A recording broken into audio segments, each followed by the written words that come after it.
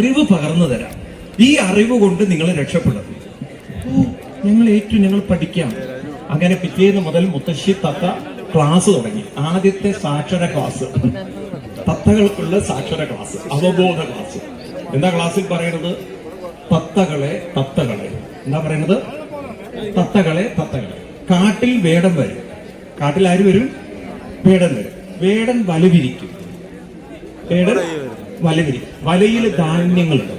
എന്തിടും? നിങ്ങൾ ചെന്ന് ഇരിക്കരുത്, ഇരുന്നാൽ കുരുങ്ങിയാൽ ചാവും. ഇതാണ് ആര് പഠിപ്പിക്കുന്നത്? മുത്തശ്ശി തത്ത. വളരെ സത്യമല്ലേ പറയുന്നത്?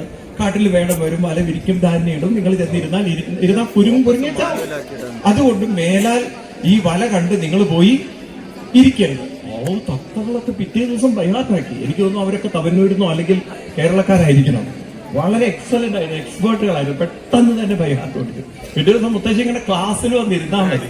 അപ്പോഴേക്കും എല്ലാവരും മുത്തശ്ശി നോക്കി, മുത്തശ്ശി നിങ്ങൾ മറന്നിട്ടില്ല കേട്ടോ, ഞങ്ങൾക്ക് എല്ലാവർക്കും ഓർമ്മയുണ്ട്. എന്താണ്? തത്തകളെ കാട്ടിൽ വേടൻ വരും, വേടൻ വല വിരിക്കും, വലയിൽ ധാന്യങ്ങളിടും.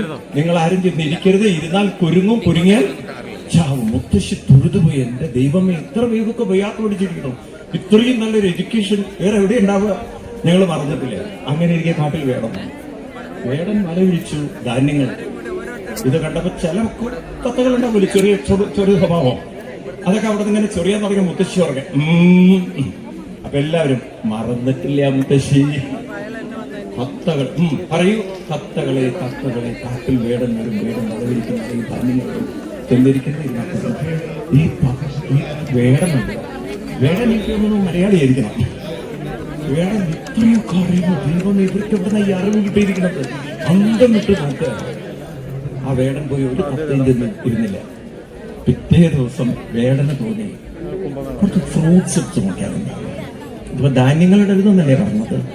കുറച്ച് ഫ്രൂട്ട്സ്, മുന്തിരി, സാധനങ്ങൾ, പൊമഗ്രനേറ്റിന്റെ ചെറിയ ഫ്രൂട്ട്, അതൊക്കെ ഒന്ന് കൊണ്ടുപോയി. ഇവൻ എന്ത് വെച്ചാൽ കുറെ ഫ്രൂട്ട്സ് ഒക്കെ കൊണ്ടുപോയി ആ വലയിലിട്ടു. അപ്പം മുത്തശ്ശി എപ്പോഴും അവിടുന്ന് അപ്പം ഒരുത്തൻ പറയാണ്, അതാണ് നമ്മുടെ ഇടയിൽ ഉണ്ട് ചില സ്വഭാവമുള്ളവര്. ഒരുത്തൻ പറയാണ്, അതിനകത്ത് ധാന്യമല്ലോ, പഴമല്ലേ ഇട്ടിരിക്കുന്നത്. മുത്തശ്ശി എന്താ പഠിപ്പിച്ചിരിക്കുന്നത്? വേടൻ എന്തിടുന്നാ പറഞ്ഞത്? ധാന്യങ്ങൾ ഇടുന്നല്ലേ. ഇത് പഴമല്ലേ ഇട്ടിരിക്കുന്നത്. അല്ല, പഴവും ധാന്യം ഒന്നാണ്, വലയിലാണ്. അത് നോക്കണ്ട. മുത്തശ്ശി ധാന്യങ്ങൾ ഇടുന്നാ പറഞ്ഞത്. അതുകൊണ്ട് നിങ്ങൾ അവിടെ ഇരുന്നു, ഞാൻ പഴം എടുക്കാൻ പോവാണ്, പഴം കൊത്താൻ പോവാണ്. ഒരുത്തൻ അവിടുന്ന്